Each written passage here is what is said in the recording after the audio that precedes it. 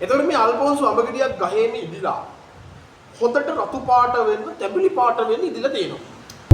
අපිට මේ හැඟීම් හැම දෙයක්ම විස්තර කරන්න බෑ. ඔබට සිද්ධ වෙනවා ඒ හැඟීම් හැම එකක්ම ඔබ විසින්ම විඳදරා ගන්න. මේ සාකච්ඡාවේදී අපිට තවත් වැදගත් වෙනම දෙයක් තමයි මේ මනසින් බුද්ධියෙන් අපි ගොඩනගා ගන්න සංකල්ප අපි විස්තර කරන්න, තව කෙනෙකුට පැහැදිලි කරන්න භාවිතා කරන්නේ අපේ භාෂාව.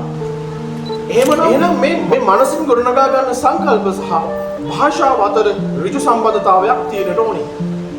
හැබැයි මේ සම්බන්ධතාවය ගැන කතා කරනකොට අපේ මනසේ තියෙන මේ සංකල්ප ගැන, මනස විසින් ගොඩනගන සංකල්ප ගැන, මේ හැඟීම් දැනීම් ගැන කතා කරනකොට අපි ගාව තියෙන අපි ගොඩනගන බොහෝමයක් සංකල්ප අපි මේ ගොඩනගාගත්තු අපි විසින් මිනිස්සු විසින් හදපු භාෂාව විසින් විස්තර කරන්න පොඩි දුෂ්කරතාවයක් තියෙනවා. මොකද අපි ගාව තියෙන සංකල්ප, අපි ගාව තියෙන හැඟීම් අතිශය සංකීර්ණ ඒවා වීම.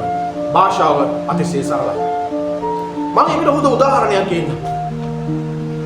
ඔබ හිතන්න මේ දවස්වල හරි ජනප්‍රිය අඹ ගෙඩියක් මොනවද?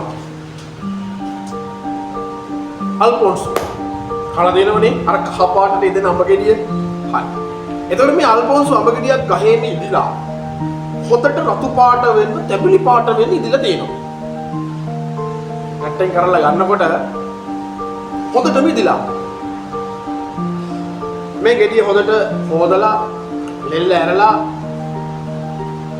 දෙපැත්තෙන් කපලා, අනිත් පැත්තනොත් කපලා පොඩ්ඩක් දිග ඇරලා අතුල බලනවා. තැඹිලි පාට වෙන්න ඉදිලා පුතේ. හරි. තැඹිලි පාට වෙන්න ඉදිලා.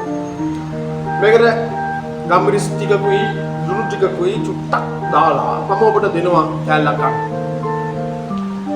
ඔබ කයි. කාලේ ඉවරලා මම ඔබෙන් අහන එක ප්‍රශ්නයක්. මොන රහද? ඔයාට එක එක උත්තර දෙයි. සර් ඇඹුල් රහයි. සර් පැණි රහයි. සර් අඹ රහයි. මම කියනවා නෑ.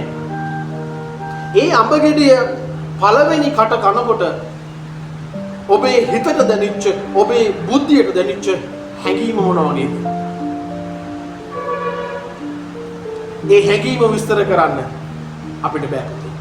මොකද ඒ හැඟීම දැනෙන්න ඕන දෙයක් මිසක ඒක විස්තර කරන්න පුළුවන් දෙයක් නෙමෙයි. එහෙනම් ඒ හැඟීම අතිශය සංකීර්ණයි.